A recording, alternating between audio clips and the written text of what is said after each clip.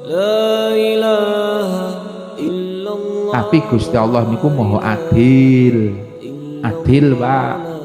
Nek anak ora dididik ra kon ngaji, mantarokal jahil fakullu dzanbin alaihi.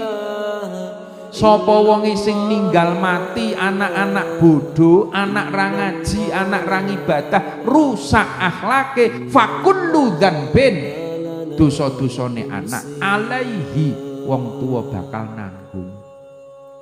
Milos pindah malih bersyukur anak-anak do gelem ngaji, kantun jenengan dukung, kantun jenengan dongani ben oleh ngilmu sing manfaat sing barokah.